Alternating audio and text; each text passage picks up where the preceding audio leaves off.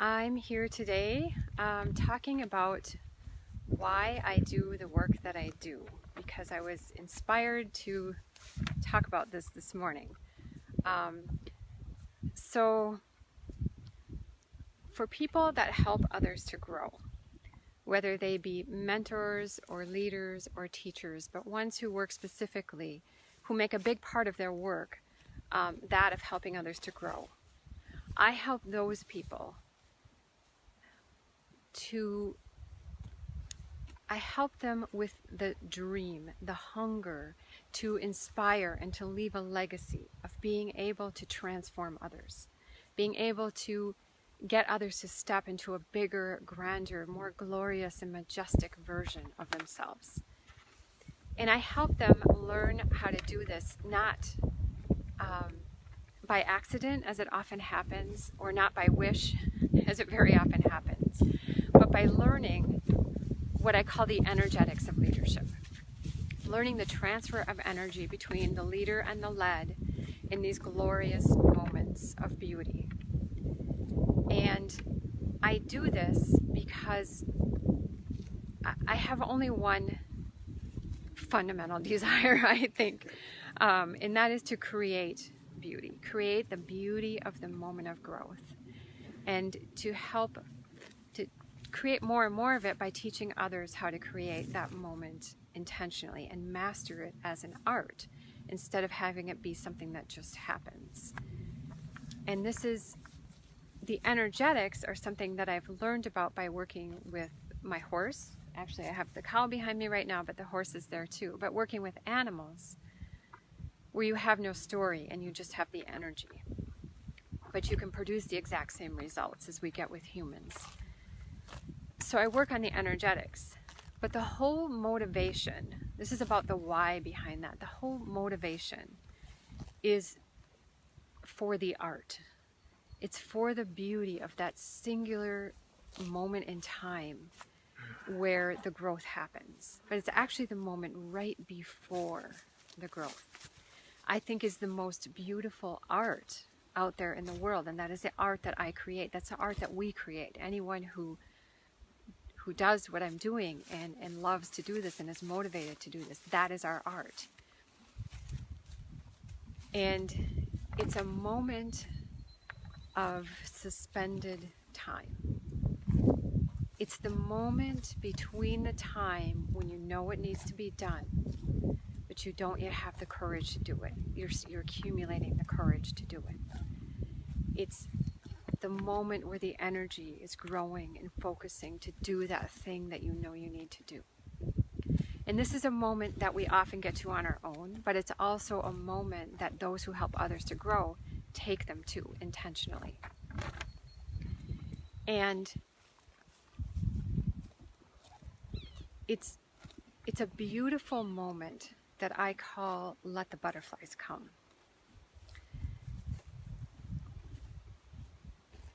And the story behind that is how I connected butterflies to this moment. Is one day when my daughter was 3, we were out in this very pasture, when there were more flowers out there a little later in the year. And there were tons and tons of butterflies all over the pasture. So many of them. And it was so beautiful. And we loved taking pictures together of flowers and butterflies and just pretty things. And we said, let's take some pictures of the butterflies. And so we ran up to the house and we grabbed our cameras and we ran back out to the pasture and ran over to where the butterflies were, and all the butterflies flew away. And I knew what had happened. We ran into there with what I call predatory energy.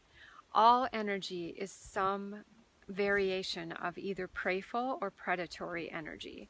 And so we weren't intending to be predators, but we ran in there with what is predatory energy. It was abrupt, it was fast, it was forward, it was focused, it was projecting into something. Hey Jean, so nice to see you. And we ran in there with that projecting, predatory type of energy, and the butterflies all left, of course. And I knew what we needed to do to have them come back.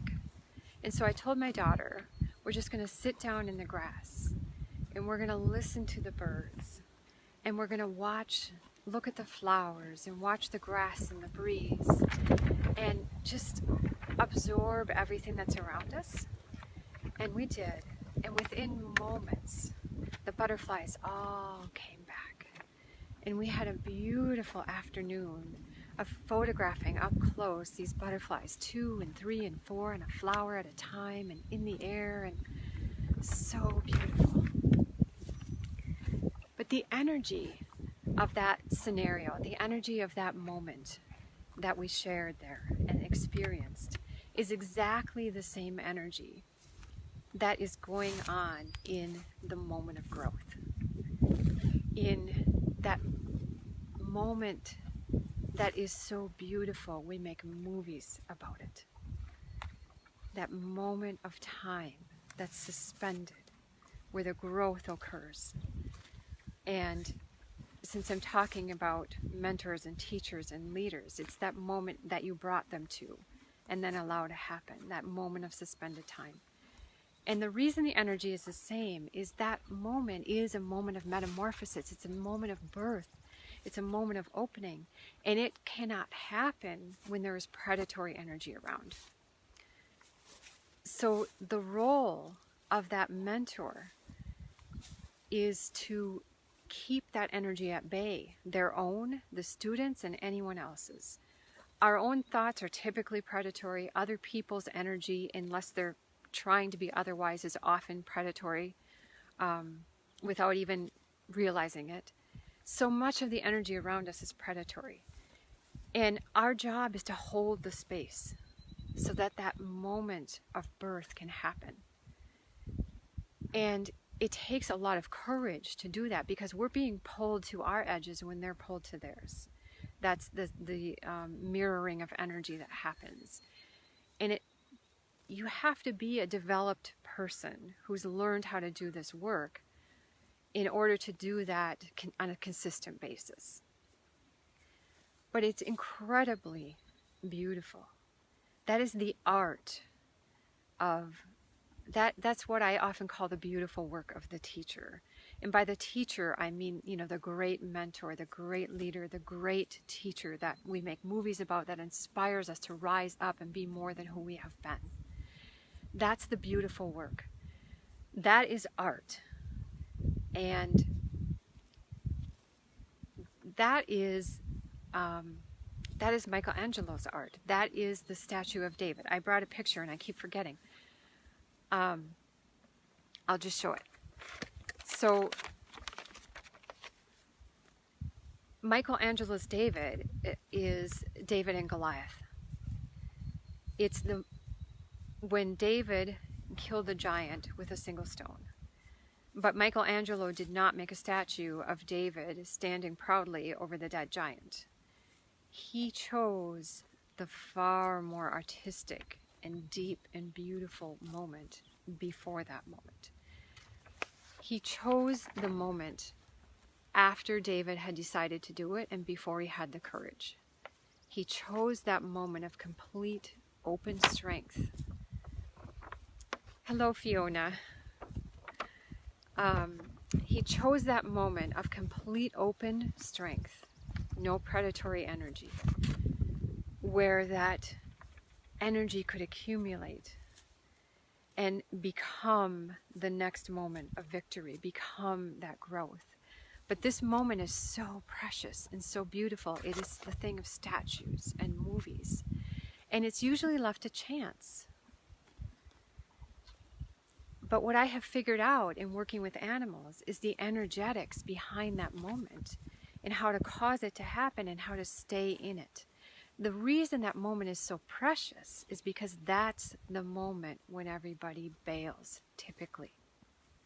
It's precious because it doesn't happen very often, because usually the person in it bails, or if you're helping someone to grow, the person helping you bails on them, and then the person in it bails. And that is our biggest challenge as mentors and teachers and leaders doing the artful side of our work and not the technical side, is to know how to become who you need to be, to stay in that precious moment and allow it to run its course, to stay in it as long as you need to, for it to run its course, for the metamorphosis to happen. And it's all in the energy. It's all in the transfer of energy between two beings, or between more beings, one being and many, or one and one. It's all in the transfer of energy. And that's what I help people to feel and understand and be able to practice and develop as an art. So if you're a teacher teaching someone how to dance, they're developing the dance steps and the emotional side that goes with it. As a teacher, we're developing the skill that we need to bring someone to that point of growth and stay in it and not bail. I'm reading Fiona's comment. I agree to be in complete alignment with yourself. Yes. And in the universe. Yes. It is that moment. Thank you. That's beautiful. It's a moment that I call your pure connected self. So you've stripped away all the layers of protection. That open strength is when you've stripped away all the layers of protection. And you're just connected to all the energy around you. So you know what you need to do. You know what the other person needs. You know what is necessary in the moment. It's your pure connected self. And in that moment, I would argue that the mentor is even more beautiful than the student who is growing. It is truly art, truly divine, truly magnificent. And it's so my passion is almost the only thing I can think about. I don't help people solve a problem, right? I mean, we solve problems all the time. I help people who have this hunger and want to know more about it. Everyone I help has already done this. You already know how to do it, or you wouldn't be interested in what I'm talking about. But I help you understand what's going on so you can do it more often, more intentionally, and build it into an art. And that's my why. I think I'll just leave it at that. Leave it while I'm ahead. That is what I love to do. And I am looking for other people that are equally as driven by this magnificent dream. So we can make movies together about these fabulous moments that we create. All right. Thank you. And I'll see you next time.